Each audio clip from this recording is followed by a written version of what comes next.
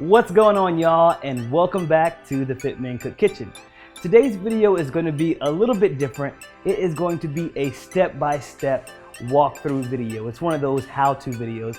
I haven't done one of these in a long time, and with all of the recipe writing that I've been doing for my new book, I've just been inspired to come back and talk to you all about some topics that y'all have been asking me about, but also things that have been on my heart about meal prep and healthy eating. About 2 or 3 years ago, I posted this picture on Instagram, and I said, this is what I do to my chicken so I can have some variety throughout the week. I woke up the next morning and in one night it had about 40,000 hits, and then by the second day it had over 100,000 hits. So as I've been writing this book, I've realized that this picture has been shared thousands of times across the web. It's been in many news articles, but I've really never talked about the origin of that or why I do that for meal prep. So today I want to take a few moments to talk about cooking protein in bulk. Now, this video is not going to deal with seafood. I think seafood deserves its own video. In this video, I'm only going to be addressing poultry and beef. If you're a vegan or a vegetarian, I do think there are some implications for you in this video, and I encourage you to stick around as well. Now, this video deals with what I like to call exact meal prepping or calorie counting. It's basically having a better idea or an accurate measurement of how many calories and macronutrients are in each portion of food. Do I have to calorie count in order to lose weight? No. But is calorie counting helpful?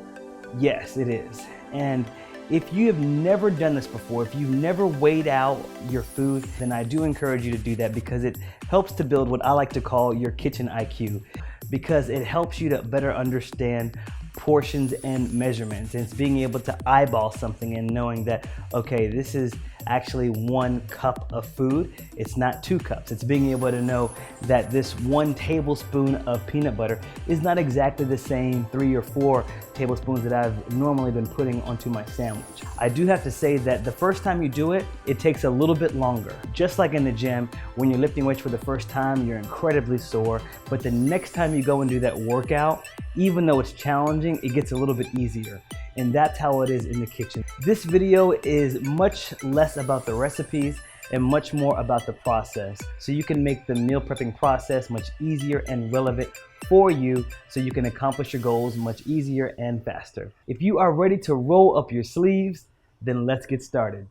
First, we're gonna start out with cooking ground meat. Now, I'll be using lean ground beef for this video, but feel free to use whatever you'd like. There are several ways to cook ground beef, but for calorie counting, I found the most success with cooking patties and meatballs. I prefer the meatballs over the patties because smaller cooked pieces of meat, whenever they are measured out appropriately, they are easier to cook, they're easier to transport, they're easier to eat because they're much smaller, and they're easier to portion out. First thing I'm gonna do is I'm gonna add a bowl to a food scale and I'm gonna zero it out. Now, this will allow me to know the weight of all of the ingredients, including any additions that I add in there, such as chopped veggies.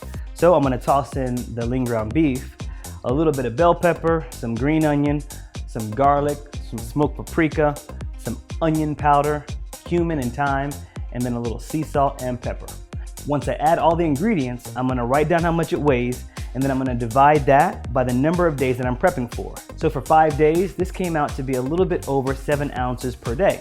So I'm gonna take this off the scale, I'm gonna mix everything together really well, and then I'm gonna start to form the meatballs. So with about 7 ounces each day, I figure that if I make the meatballs between 2 and 2¼ ounces, but no more than that, then I can stretch this to go about 6 days and still meet my goal of having 6 ounces of meat per day. So I'm gonna scoop out a portion of the meat, I'm gonna weigh it, make sure it meets the goal, then roll it up, then I'm gonna add it to a mini muffin pan. I like cooking them in the muffin pan because I like to keep the meat separate, and the meat is able to cook in its own juices, and it also keeps the meatballs somewhat uniform, it keeps them round. I also find that the smaller pieces of meat cook much faster in the muffin tins because it's surrounded by metal, so it speeds up the entire cooking process. I'm gonna place this in the oven at 420 and cook for 10 to 12 minutes.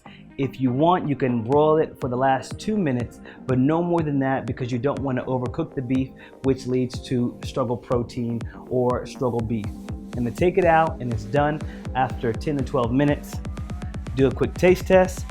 and you can see just how fast and how thorough the cooking process is. Toss this into a skillet full of marinara and quickly have some round meatballs, or you can break them up over a salad. And one more plus, I really like this idea for families. A solid 2-ounce piece of protein is a great size for kids, so these can be great after school snacks or just great for dinner time. Next, we're gonna move on to the poultry, aka chicken. Besides overcooking, people always complain about the lack of variety. Well, here's one way that I cook chicken in bulk to have a bunch of variety. First thing we're gonna do is we're gonna take a chicken breast, we're gonna trim off the fat, and then we're gonna chop the chicken up into small pieces, about the size of a nickel. Cutting the chicken up smaller allows for faster cooking time, but also for easier consumption. And easier consumption is really important. If you tend to overcook your chicken and it comes out dry, the smaller pieces are much easier to chew on if you end up having struggle chicken than those big, thick pieces. Now, one of the most important steps that people forget to do whenever they are baking chicken in bulk is to pat it dry. This is especially important if you are using frozen chicken breast. Besides patting it dry, you should also let it sit on a paper towel for a few moments and let all of that water come out of it. Have you ever seasoned your chicken and then cooked it in a skillet and there's just so much water in the pan that all the seasoning that you put on the chicken has now just come off, and so your chicken comes out looking really white, but it's cooked? Part of that is that the chicken has been enhanced with solution and there's so much water in it. After you chop it up, or even before you chop it up, pat that chicken dry very well, and know this will not dry out your chicken. What dries out your chicken is overcooking it. Now, once it's dry and you've chopped it up, we're gonna add that chicken to a bowl on a scale. Same process as before. This time we're only gonna add the generic seasoning that all your chicken should have. So for me, that's generally only onion powder and garlic powder. This is your base seasoning. Add a little bit of onion powder, maybe a little bit of garlic. I'm gonna take down the measurement, and then I'm gonna divide this into 3. Now, I'm just using 3 because I'm gonna make 3 different types of meat. If you wanna have 2, then divide that by 2. If you wanna have 4, whatever, do you. Once we get the measurements, then we're gonna divvy it out equally so that we know how much is in each bowl. So for the first one, I added in some chili powder, some cumin, and fresh cilantro. For the next one, I added in some Chinese 5-spice blend, a little Bragg liquid aminos or some low sodium soy sauce, and a little sesame oil. And lastly, when it comes to sauces, I like to add a little bit of arrowroot starch to both the chicken and to the sauce. This helps the sauce to stay on the chicken as it's baking. Now, arrowroot starch is a thickener and it's activated under heat, so as it heats up and it bakes, it's going to get thicker and coat the chicken. I found the most success when baking to add a little bit, like about a teaspoon to the chicken and then a teaspoon to the sauce. So first what we're going to do is I'm going to add in a little bit of arrowroot starch, sprinkle it on, and then mix it up really well. Then in a separate bowl, I'm gonna make my sauce. So I put in some Dijon mustard, a little bit of sriracha, and then agave. I'm gonna mix that up. Then I'm gonna add another teaspoon of the arrowroot starch, pour that over the chicken, mix everything together. Now with the chicken seasoned, let's build our pan. First, we're going to get a baking sheet. We're gonna get some aluminum foil. Now, before people start posting below in the comment section and informing me about the health risk and the health concerns about aluminum foil, I am fully aware of a lot of the studies showing that under intense heat, aluminum can begin to seep into your food, and there are associated health risks with that. Got it. Whenever possible, you should use glass or you should use parchment paper. For this particular exercise in making this pan, it is much easier with aluminum foil. So we're gonna spread a sheet of aluminum foil over a pan, and then we're gonna tuck in the sides. And then in the middle of it, what we're gonna do is we're gonna create 3 semi-equally sized rectangles by pinching the foil together. And by pinching the foil, we're gonna create a ridge or a barrier.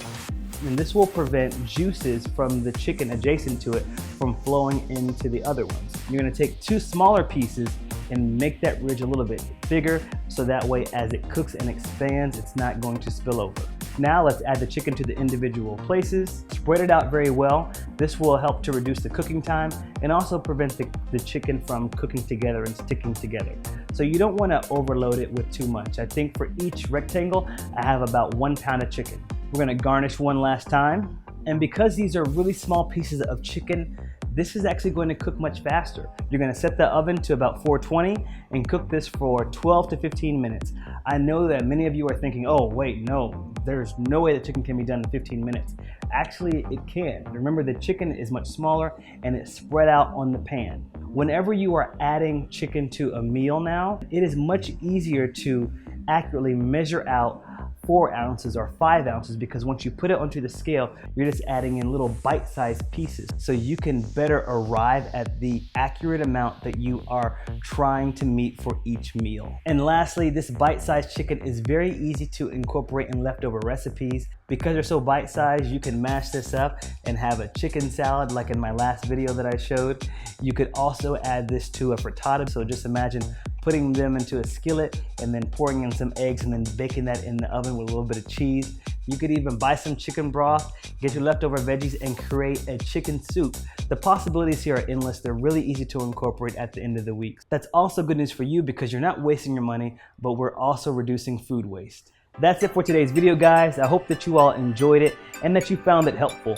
If you did find it helpful, I want you to hit that like button below with a deadly uppercut, and also share it with a friend that could use some tips on meal prepping. Comment below and share your best tip for cooking protein in bulk. It can be either about poultry and beef or even about seafood. I know we didn't get to it today, but if you got some tips on that, I want you all to share it below. I'm gonna be going into much more depth and specificity in my upcoming book about meal prep, so just know that more is definitely on the way.